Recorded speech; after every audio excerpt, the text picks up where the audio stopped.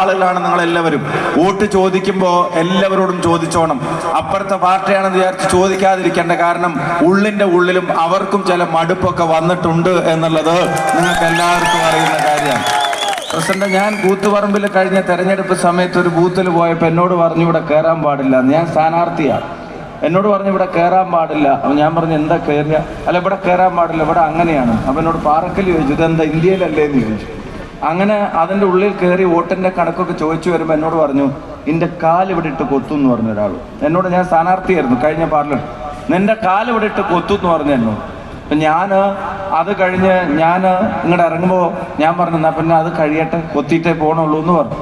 അങ്ങനെ ചെറിയ വാക്ക് തർക്കവും കാര്യങ്ങളൊക്കെ ആയി. ഞങ്ങൾ അവിടെ നിന്ന് ഇറങ്ങുമ്പോൾ അവിടുത്തെ ആൾക്കാർ പറഞ്ഞു ഇവിടെ അങ്ങനെ തന്നെയാണ്, 100 vote, 150 vote, 200 vote, 250 vote, 300 vote, 400 വോട്ടൊക്കെ അവർക്ക് ലീഡുള്ള സ്ഥലമാണ്. ഇവിടെ അങ്ങനെ വല്ലാതെ വർത്തമാനം പറഞ്ഞിട്ടൊന്നും കാര്യമില്ല, എന്തെങ്കിലും ആവട്ടെ നമുക്ക് പോകാമെന്ന് പറഞ്ഞു. ശരി, വോട്ടിൻ്റെ കണക്ക് ചോദിക്കാൻ വന്നതാണ്, അത് ചോദിക്കാതെ പോകാൻ പറ്റില്ല, ചോദിച്ചിട്ട് പോകാമെന്ന് പറഞ്ഞു. അത് ചോദിച്ചു, അത് കെട്ടി ഇറങ്ങിപ്പോയി.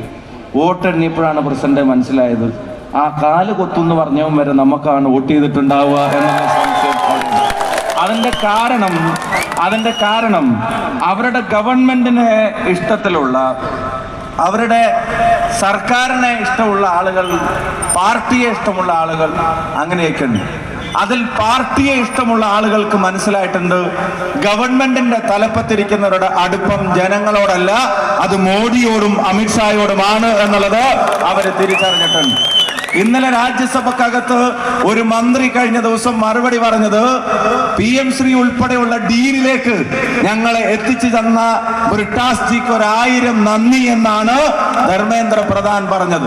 നിങ്ങൾ ആലോചിക്കുക, PM ശ്രീ RSSന്റെ അജണ്ടയാണെന്ന് പ്രസംഗിച്ചവർ, അത് BJPയുടെ ഉൽപ്പന്നമാണെന്ന് പ്രസംഗിച്ച് നമ്മളെ ഉൾപ്പെടെ പഠിപ്പിക്കാൻ ശ്രമിച്ചവർ, അവര് കേന്ദ്രം പിന്നെ പ്രധാനമന്ത്രിയെ കണ്ടപ്പോ, അതുപോലെ തന്നെ അമിത്ഷായെ കണ്ടപ്പോ, അടച്ചിട്ട മുറിയിൽ ചർച്ച നടത്തിയപ്പോ, ഇവിടെ ബ്രിട്ടാസ് ഡീൽ ഉണ്ടാക്കിയപ്പോ അവര് പുറത്തിറങ്ങി വന്നു.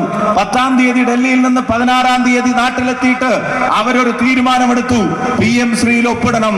അത് ഇടത് മന്ത്രിസഭയിലെ CPIയുടെ മന്ത്രിമാർ അറിഞ്ഞില്ല. അവര് പുറത്തിറങ്ങിയിട്ട് തീരുമാനിച്ചത് MA ബേബി അറിഞ്ഞില്ല, D രാജ അറിഞ്ഞില്ല, ആനി രാജ അറിഞ്ഞില്ല, എന്തിന് ബിനോയ് വിശ്വം പോലും അറിഞ്ഞില്ല. എന്നിട്ട് PM ശ്രീ ഒപ്പിട്ട് കൊടുത്തു. അവസാനം അത് പുറത്തു വന്നപ്പോഴാണ് വിവാദങ്ങളായത്.